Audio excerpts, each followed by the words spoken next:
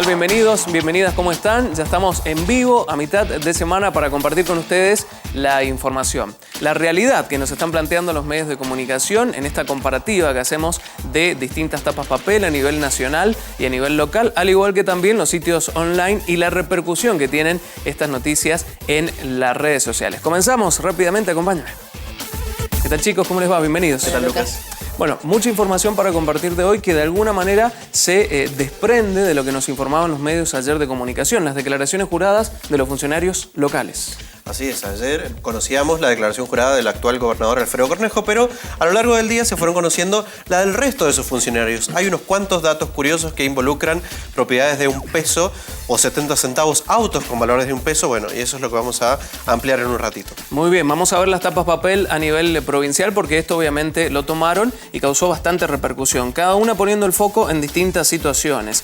La tapa del diario Los Andes, por ejemplo, denuncias del fiscal de Estado a la gestión de Pérez, decía, porque también se conocieron las declaraciones juradas de la gestión anterior del ex gobernador Francisco Pérez y hay también algunos números y datos curiosos e interesantes. Diario 1 decía polémica por declaraciones juradas de los funcionarios, se refiere a los funcionarios actuales, y El Sol decía llamativas declaraciones de los funcionarios de Cornejo. Ya en algunos minutos nos vamos a meter en estas declaraciones, ¿no? MDZ también lo tomaba en su portal online. ¿Por qué el auto de Benier cuesta, por ejemplo, $1? Diario Vox también lo tomaba. La mayoría dibujó entre comillas, los valores de sus bienes, de sus declaraciones juradas, es lo que decía. Y Unidiversidad, que allí estamos viendo en pantalla, también tomaba esta información. No Sitio Andino también, buena explicación oficial. Montero compró el inmueble por 70 centavos en australes. Esto es lo que se desprende en el transcurso de la mañana, ¿no? Las declaraciones de los funcionarios que de alguna manera empezaron a fundamentar por qué habían declarado distintas situaciones que eran un poco irregulares en sus declaraciones. Ampliemos un poco la información, Claudio. Bueno, los datos fueron conocidos ayer porque los hizo públicos la Fiscalía de Estado. Cada funcionario del gobierno de Alfredo Cornejo presentó su declaración jurada, ¿no? Allí no solamente, digamos, revelan las propiedades que tienen, sino además sus ingresos monetarios, o sea, el sueldo que cobran por la gestión pública y también por la gestión privada que estuvieron haciendo hasta que empezaron en la función pública. De ahí es que se fueron abriendo algunos datos curiosos. Principalmente recordemos esto, el gobernador, el dato curioso que tenía era, lo que resaltábamos ayer, también entre comillas, era cierta autoridad, porque ni siquiera la casa en la que vive estaba a su nombre, sino que está a nombre de su esposa. Tenía solamente declarado un terreno por un valor de casi 120.000 pesos y además salía también en esas cuentas que entre su propio auto y el de su hijo, todo eso valía más que la casa en la que vive, más ese terreno, ¿no? Bien. Es entonces, como que el que abre esta cadena de datos curiosos, ¿no? Exactamente. El gobernador y después se van desprendiendo los ministros. Claro, ayer ya era llamativo esto, ¿no? Que es decir, 2 autos que tiene el gobernador salen mucho más que un terreno y una casa. Bueno, luego cuando se conocieron otros, allí fue cuando empezaron a estallar un poco más las polémicas y también cierta forma de dibujar las declaraciones juradas de cada uno. Esto involucra a, principalmente, por ejemplo, con 2 datos curiosos, al ministro de Hacienda, Enrique Baquié, y a la vicegobernadora Laura Montero, porque cobran mucho más en la escala salarial que el propio gobernador. Cobran en bruto aproximadamente unos 6.000 pesos más cada uno, ¿no? Y esto por decreto no podía ser, ¿no es cierto? Exactamente. Existe una ley en la que se establecía que nadie iba a ganar más que el gobernador y sin embargo en la cuenta, en las prácticas, esto no es así. Incluso también era llamativo que, por ejemplo, los cargos de subsecretarios estuvieran, de subsecretarios en general, ¿no?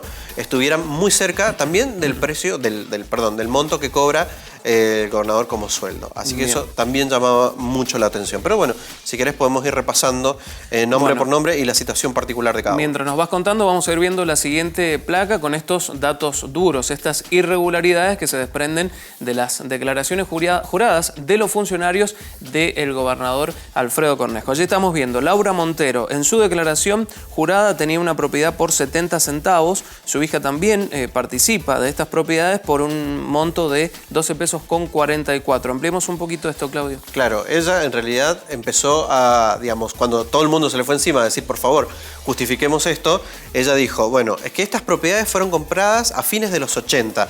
En ese momento, ese valor estaban en un valor que ella pagó en australes, más concretamente 7.000 australes.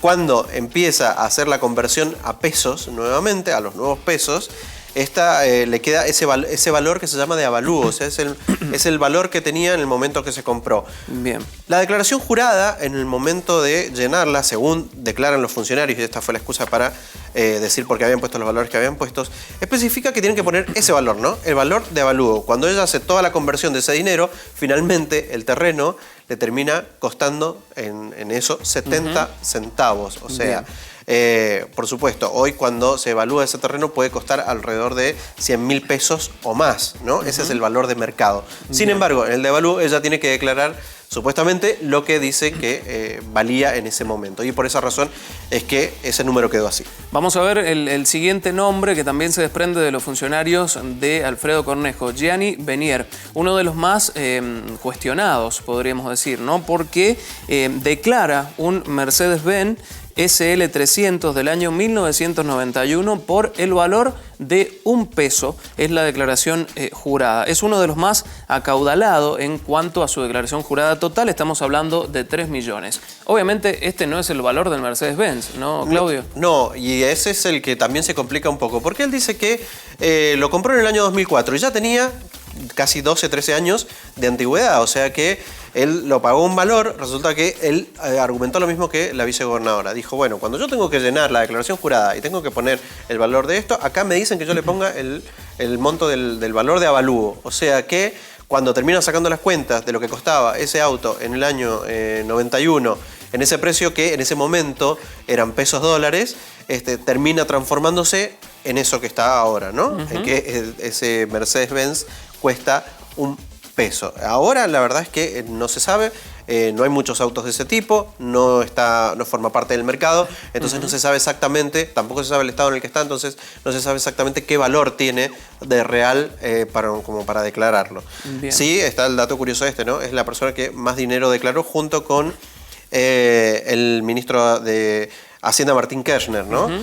Dijo, bueno, él también era uno de los que más había declarado, también su esposa había presentado una declaración jurada muy amplia, incluso que gana más dinero que él. Benier, Claudio, salió en los medios de comunicación en el transcurso de la mañana en muchas radios, bastante enojado, ¿no? Por estas consideraciones que se habían hecho, planteando qué es lo que les han pedido que hagan, una declaración jurada que se hace cada uno con su contador y que por lo tanto, bueno, no es un problema de ellos, sino de lo que se le pide que haga cada ministro. Exactamente, digamos, él se ha aferrado justamente a la cuestión técnica.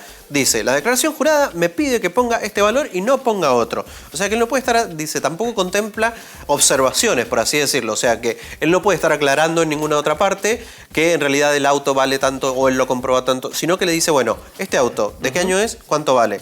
Y tiene que poner ese valor. Bueno, eso es a lo que él se ha aferrado, o sea que dice que él que no tiene ningún problema en que si alguien lo tasa y demás, revelar el precio del auto. Él, es más, dijo cuántos dólares le había costado cuando lo compró en el año 2004, así que, digamos, como para decir, bueno, salió a aclarar que él no tiene nada para esconder y que su compra fue legítima y que su declaración también es legítima. Bien, cerramos estos datos con esta plaquita que compartíamos anteriormente para cerrar de alguna manera lo que ha sido de curiosidad en las declaraciones juradas, ¿no? Baquí y Montero cobran más que el gobernador, eso ya lo habíamos dicho, varios declararon joyas aunque sin valuarlas y no se publica dinero de cuentas bancarias. También el director de escuela, Jaime Correas, tiene algo curioso. En el rubro de créditos aparece una deuda de más de 400.000 pesos con Unográfica, que es su anterior lugar de trabajo, ¿no? Y el contraejemplo, podríamos decir, de todo esto, Claudio, es el ministro de Hacienda, Martín Kirchner, que parece que habría hecho las cosas bien, ¿no? Sí, digamos, por lo menos es el que más esperaba que fuera transparente, ¿no? Porque mostró absolutamente todos los números de su declaración. Es el único que no oculta ni tiene nada, digamos, que sea sospechoso. Como te decía recién, Kirchner, ministro de Hacienda, tiene una casa en una propiedad por un poco más de 4 millones de pesos. Él reconoce cuál es la parte que le corresponde a él. Su esposa también declaró todos sus ingresos. Ella trabajó durante mucho tiempo en el sector privado. Ahora ella está en Turismo de la Nación, o sea que también declara sus ingresos por ese trabajo. Así que, digamos, es como el que terminó cerrando las cuentas en forma un poco más transparente que el resto, digamos, o por lo menos el menos cuestionado. El otro dato curioso con respecto al director general de escuela, Jaime Correa, es que en la declaración jurada no pone a lo mismo pasa con Gianni Benier, no ponen cuánto dinero cobran por este cargo que tienen actualmente en el gobierno de Mendoza. Claro. Son los únicos no declaran su sueldo. Exactamente. Y también ayer habíamos hablado de esto del gobernador, de que no había puesto él, por ejemplo, el dinero o la cuenta bancaria en la que cobra su sueldo como justamente gobernador de la provincia. Bueno, lo retomaron los medios de comunicación, ha causado notable repercusión, me imagino que en las redes también. Sí, por supuesto, sobre todo esto de los datos curiosos, ¿no? Se ha tomado para chistes y también para bastante bronca. Algunos mezclan con otros temas y dicen, hola, Gianni Benier, ¿sí? Lo etiqueta directamente al ministro. Dice, pase data de dónde se pueden comprar los Mercedes-Benz a $1. Vendo un paquete de puchos y me compro 50. ¿Sí? Bueno, trae a colación el aumento en los cigarrillos. Trasciende esta información la frontera de la provincia y se va hacia otras provincias y alguien dice, habrá que mudarse a Mendoza. Y comparte la nota del diario El Sol. Bien. Esta mañana, Gianni Benier, tanto en su cuenta de Facebook como de Twitter, él publica una impresión de pantalla de justamente la evaluación que hacía ATM con respecto a su auto. ¿Sí? Él dice, evaluación de ATM para bienes registrables, aunque no fuere el valor de mercado. ¿Sí? Dice, obligación legal como en los demás bienes. ¿Sí? Él dice que es la obligación, a partir del decreto que sale para el tema de las declaraciones juradas, la obligación de presentar este valor, que era lo que nos explicaba recién Claudio. Bien. Y también lo hace a través de su Facebook y dice, acompaña la impresión de pantalla del avalúo de mi vehículo. Por supuesto que $1 no es ningún precio real, pero se nos pidió el avalúo de ATM. Y dice, la obligación es colocar ese monto de avalúo y aviso cuánto me costó en el año 2004, $26.000. ¿Sí? Eso es lo que hacía la publicación que hacía él. Bueno, continuamos y algunos dicen, Gianni Benier no puede justificar lo injustificable. La excusa es, me dijo que ponga eso y yo lo puse. ¿Está claro que es un ministro? Esta justificación que hacía Gianni Benier, bueno, parece que no cae muy bien en este usuario. Y finalmente, Ricardo Montacuto, un periodista, hace una lectura de esto que se replicó bastante. Dice, ya es obvio que el formato de las declaraciones juradas de los funcionarios no tiene valor. Es joda, hay que cambiar el decreto. ¿Sí? Una mini aclaración sobre esto justamente que estaba diciendo Ricardo Montacuto. Ahora lo que van a hacer es poner el ojo en la ley de avalúo para que este tipo de cosas no vuelvan a pasar. No se sabe cuándo, pero ya ahora justamente la crítica saltó de los funcionarios, ¿no? Y sus declaraciones a justamente la ley. ¿Y por qué permite que se hagan estas cosas? Bueno, esto todavía no sabemos qué es lo que va a pasar, pero es lo que está haciendo más ruido por lo menos en la política de Mendoza hoy en día. Muy bien, vamos a cambiar de tema, vamos a seguir centrados en la provincia de Mendoza, pero con un hecho policial, una violación de una menor en Dorrego, ¿no? Al bajarse del colectivo, esto ha causado notable repercusión en los mendocinos y sobre todo en los vecinos de esa comunidad. La tapa de los Andes, allí lo estamos viendo, indignación en Dorrego, violaron a una menor. La tapa del Diario 1 también lo tenía, la violación de una chica denotó la furia y el reclamo de los vecinos. Ampliemos sobre esta triste situación en Mendoza. Una más, ¿no, Claudio? Bueno, sí, justamente fue para que esta situación no fuera una más o no pasara desapercibida, es que los vecinos de Dorrego se movilizaron. Ayer por la tarde salieron todos y se pusieron en la esquina de Aramburu y Las Cañas, en Dorrego, para hacer todo esto visible, para que no fuera un hecho más.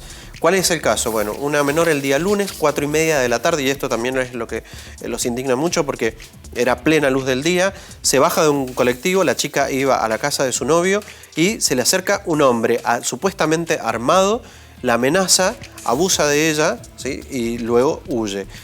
La chica, bueno, se va hasta la casa del novio, ahí pide ayuda. Los vecinos además ya la conocían porque ella siempre iba a la zona, o sea que tampoco era una desconocida para nadie. Pero esto los terminó de indignar. Muchos vecinos salieron a contar que no les había pasado algo similar, pero sí que habían sufrido algunos robos, algunos asaltos en la zona y empezaron a abrir el abanico, porque ya no solo ellos no consideran que esto sea un hecho aislado, sino que hay una seguidilla de algunos delitos que los involucran y también responsabilizan un poco al municipio, por ejemplo, por tener los yuyos de la zona un poco altos, que no están cuidados, que no se podía ver, que la zona de la parada de colectivo por ahí era insegura en ese sentido. Por esas razones que ayer salieron a la calle, cortaron la calle y además elevaron un petitorio a la comisaría de la zona. donde dicen, bueno, no solo reclamamos más seguridad, también queremos que se involucre el municipio por esta razón. Reitereme, 14 años tiene la joven, ¿no? Exactamente, tiene 14 años, pasó lunes 4:30 de la tarde. Esto también los tenía muy indignados porque dice, ya no hay justificación para esto, dice, ya no pueden acusar, dice, a la chica de decir, bueno, andaba sola, ese tipo de cosas que se dicen. Del pleno día. Exactamente, o sea, dice, no se puede echar mano de esto. La policía sostiene que están buscando al hombre. La niña ha dado una descripción medianamente de cómo era. Algunos dicen que creen que lo habían visto por la zona. Nadie puede asegurar quién es todavía. Están siguiendo algunas pistas, pero por el momento no se ha detenido a nadie. Así que están trabajando en eso. Bien, Fernanda. Bueno, la primera palabra que se viene a la cabeza es indignación y también se vio eso reflejado en las redes sociales. En Facebook, cuando ayer Diario 1 publicaba esta nota, así las primeras informaciones con respecto a este caso, se desató mucha bronca en los usuarios. De hecho, es muy difícil leer los comentarios porque todos hablan de cómo alguien se vengaría de la persona que abusó de esta chica, ¿sí? Hablando de maneras muy violentas de justicia por mano propia, así podría decirse. Luego, cuando ya, luego de que los vecinos se manifestaran y de que esta información se diera a conocer bien, Diario Los Andes lo publica también y en los comentarios se desata una discusión que era lo que decía Claudia recién, ¿no? Esto de que se la acusaba a la chica de ir sola. Bueno, aunque parezca raro, hay gente que en los comentarios decía esto. Y obviamente esto desató una gran discusión porque algunos decían, ¿qué tiene que ver, no? Y ocurre habitualmente, Fernanda, cuando hemos tenido también otros hechos anteriores en la provincia de Mendoza, el vecino tilda muchas veces a la joven de que no tiene que andar solo porque anda por esos lugares. Digo, como si esto fuera una circunstancia para que ocurra esta situación. Sí, como una justificación de ello. También alguien decía, bueno, iba a la casa del novio. Como si eso tuviera algo que ver también, ¿no? Se desata obviamente esta discusión y algunos empiezan a hablar, ¿no? Bueno, hay que educar a las chicas, ¿sí? Para que no anden solas. Bueno, algunos contestan y dicen, bueno, eduquemos también a los chicos para que no abusen de las chicas que andan solas por la calle y que tienen todo el derecho a hacerlo, ¿no? Bueno, esta es la discusión que se daba en los comentarios, sobre todo en Facebook. Bueno, dos de los temas que han tenido notable repercusión en la provincia de Mendoza. Vamos a hacer un pequeño corte y mucha más información para tratar con ustedes. Ya venimos.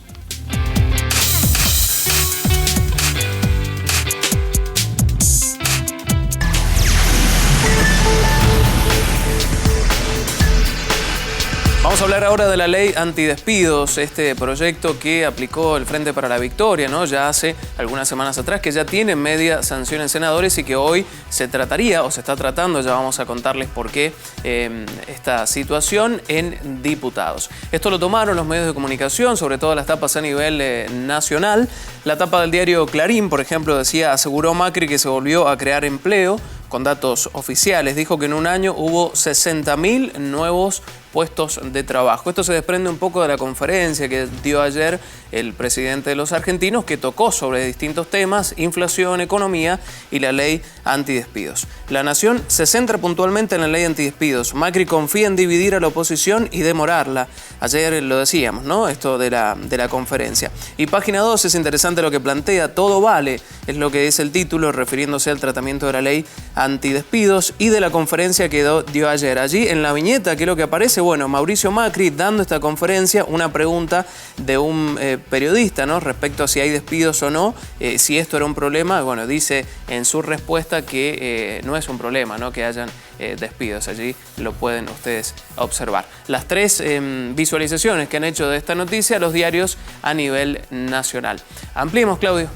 Bueno, lo que tiene que pasar hoy es que la media sanción que tuvo un proyecto de ley que fue aprobado en el Senado llega a la Comisión de Hacienda de Diputados. Allí se la tendría que evaluar. ¿Por qué digo tendría? Porque justamente lo que pasó desde anoche hasta primeras horas de la mañana es que muchos diputados opositores acusaban al Senado de no enviar el expediente. O sea, esto se trató hace unos días atrás en el Senado, se le dio media sanción, tiene que pasar a diputados, pero resulta que nadie ha firmado el expediente ni lo ha enviado. Aquí es donde empieza esa sarta de acusaciones cruzadas, porque los opositores dicen que Michetti lo está demorando a propósito, ¿no? Que es la presidenta provisional del Senado. Como una estrategia, ¿no? Exactamente. Claro, están acusando entre esos. Así que muchos legisladores están diciendo que esta es una jugada de Macri para demorar este tratamiento. ¿Qué es lo que va a pasar? Igualmente, si finalmente se firma, ¿qué es lo que tiene que pasar? Porque no hay excusas para que esa firma se demore y llegue a la comisión. Es que justamente en la comisión se empieza a debatir si esto se firma un dictamen y empieza el tratamiento en el recinto, o sea, en la Cámara de Diputados. ¿Cuál es aquí la lucha? Es que Macri busca dos objetivos. Por un lado, ¿sí? Demorarla un poco. Y por el otro, que esa demora salga justamente de los cuestionamientos que se le puedan hacer a la ley como vino desde el Senado. ¿Quién puede hacer estos cuestionamientos? Sergio Massa. Porque el referente del Frente Renovador dice que él busca que se le hagan algunas modificaciones. Al autor del proyecto, que fue Pichetto, jefe del bloque de senadores del Frente para la Victoria, esto no le gusta. Él dice que tiene que pasar sin cambios. Si esto pasa por la comisión, se aprueba el dictamen y se trata y se le hace algún tipo de modificación, tiene que volver al Senado. Claro. Y allí es donde Pichetto dice, bueno, ahí le sacamos todas estas modificaciones y la aprobamos como estaba originalmente. Bueno, de hecho ayer, Claudio, el mismo Mauricio Macri le pidió expresamente, ¿no?, a Massa que no apoyara este proyecto. Bueno, eso fue la estrategia de Mauricio Macri, más allá de repetir lo que viene repitiendo todo el tiempo desde que la ley empezó a tratarse en la Cámara Alta, de decir, bueno, esto no beneficia el empleo, nosotros estamos creando un empleo, esto lo va a frenar. Empezó a apuntar contra Massa diciéndole, si vos, básicamente no se lo dijo así textual, ¿no? Pero la idea es esta, si vos aprobás esto que viene del kirchnerismo, o sea, le estás haciendo el juego al kirchnerismo, ¿sí? No estás beneficiando al gobierno actual. Esa es un poco la amenaza o, digamos, o la advertencia velada de Mauricio Macri. ¿Cuáles son las modificaciones que pretende hacer Massa? Excluir de esta ley, recordemos, es una ley que propone que no haya despidos por 180 días, aproximadamente unos 6 meses, que se declare la emergencia ocupacional en la Argentina hasta el próximo año y que además, si a alguien se lo echa, haya una doble indemnización. Bueno, él lo que propone es excluir de esto a las pymes, ¿sí? Y también darle un poco más de fuerza, sí, a un proyecto de Mauricio Macri, que es el de primer empleo. Así que bueno, por ahora así están las cosas. Empieza también una puja en diputados, ya veremos cómo resulta, pero bueno, parece que todo indica que se encamina a que se apruebe esta ley. Ley antidespidos en las redes sociales. Fernanda, contanos. Bueno, como estamos escuchando, la mirada está puesta sobre Sergio Massa y la decisión que pueda llegar a tener él y su bloque. Bueno, Sergio Massa ayer, luego de que también el presidente apuntara sobre él y esto de que no tome la decisión de acompañar la ley K, digamos, Sergio Massa hizo se expresó, digamos, a través de las redes sociales, específicamente de su Twitter. Hizo varios tuiteos, como lo estamos viendo. Algunos dicen, sería muy importante que el gobierno tome nota del problema, que no lo niegue y que se anime a convocar a empresarios y trabajadores. Sentarse en una mesa para buscar un acuerdo económico y social que de alguna manera resuelva también la idea de paz social en la Argentina. Dice, tenemos claro como espacio político que nuestro lugar es el de defender con firmeza a los trabajadores. Eso es lo que ha dicho Sergio Massa. También tenemos, ¿no?, los legisladores del Frente para la Victoria, en este caso Liliana Ferner, ¿sí?, legisladora en Jujuy, que estuvo en comunicación con varias radios y dijo, esta ley antidespido nos permitirá proteger a los trabajadores por lo menos por 180 días, como especifica el proyecto. Y esta frase quizás de distintos legisladores que apoyan esta ley ha sido retuiteada por muchos militantes kirchneristas que dicen, bueno, hay que defender esta ley justamente por esto, ¿no?, por el tema del trabajo, ¿no?, de defender el trabajo. Y la gente que está en contra, ¿no? Dice, herencia acá, dice, durante 10 años cerraron más empresas que las que abrían y ahora vienen con la ley antidespidos y publica una información de Infobae, ¿sí?, que dice que entre 2011 y 2014 cerraron 798 plantas industriales. Y finalmente una lectura que se hace y que se estuvo viendo, la hace uno de los medios y dice, el gobierno pegó un volantazo y ahora aceleran el debate por la ley antidespidos. Y era cuando se decidía que sí se va a tratar en comisión en diputados. ¿Por qué? Porque tendría un costo político muy alto no tratar esta ley. ¿Sí? Esto es lo que se ve en las redes sociales. Vamos a ir conociendo actualizaciones en los medios de comunicación de lo que resulte, ¿no?, del tratamiento en diputados de la ley antidespidos. Mayor aumento de precios, inflación, obviamente todo repercute en que en el consumo, y los mendocinos han dejado de consumir, o por lo menos ese es el promedio que arrojan el consumo en la provincia de Mendoza, y esto lo han tomado los medios de comunicación. Los Andes decían, el comercio y las ventas cayeron 8% en el mes de abril. Sitio Andino, la caída del consumo en Mendoza se agudiza, y obviamente también lo han ido tomando las actualizaciones de los medios online. Hablemos un poco más de esto, Claudio.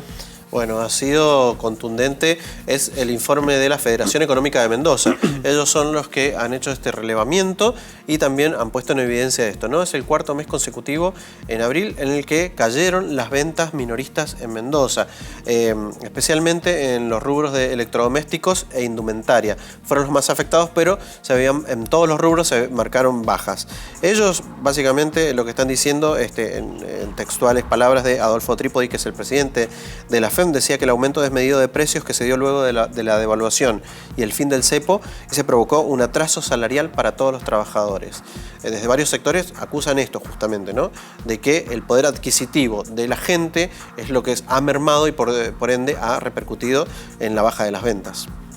Vemos la siguiente placa donde, bueno, están los datos duros, ¿no? De los números y el promedio que ha bajado por mes del consumo en la provincia de Mendoza. Lo que tiene que ver con el mes de enero, una baja del 2.28%. En febrero también siguió la baja, 5,14%. Marzo, 6,89%. Y ahora, la última merma que hemos tenido, lo que les estamos contando y lo que han marcado desde la Federación Económica de Mendoza, una baja del 8,27%. En promedio, el primer cuatrimestre cerró en una contracción del 5,64%. Son los números que se arrojan desde la FEM y que han ido marcando los medios de comunicación en la provincia de Mendoza. Obviamente alarma por la baja en el consumo, sobre todo para los comercios. Vamos a verla. Sí. Este detalle que estamos viendo en la placa es el volumen de venta, o sea, es la cantidad de productos que ellos han vendido. Esto no es que bajaron la cantidad de dinero en las ventas, sino que es el volumen de venta. O sea, que si antes vendían 3 camisas, empezaron a vender 2 y así. Es el producto que se está midiendo, y es por lo menos lo que ellos denuncian como caída. Otro detalle importante es que también apuntan a esta crisis a que mucha gente está viajando a Chile a comprar porque los precios justamente de electrodomésticos e indumentarias es muchísimo más bajo en el país trasandino. Entonces dicen, bueno, la gente se beneficia porque compra barato, pero está sacando el dinero a otro país. O sea, no nos está beneficiando a nosotros, no solo como comerciantes dicen, sino también al país, o sea, al país en sí mismo, porque ese dinero no se queda en la Argentina. Ha sido históricamente esta situación con Chile a partir de los electrodomésticos, ¿no? O productos de electricidad en general, ¿no, Claudio? Ahora se suma también exactamente. Ahora lo que se sumó fue la indumentaria. Pasó, digamos, sobre todo en marzo, o por lo menos a fines de febrero, cuando mucha gente fue a comprar útiles escolares, y eso también marcó una baja muy fuerte en la venta en Mendoza y en la Argentina en general. Muy bien. Estamos en vivo en el canal 30 de la Televisión Digital Abierta, compartiendo la información, por lo menos lo que se actualiza en los medios de comunicación hasta esta hora. Queda mucha más información todavía, lo tratamos en el próximo bloque. Ya venimos.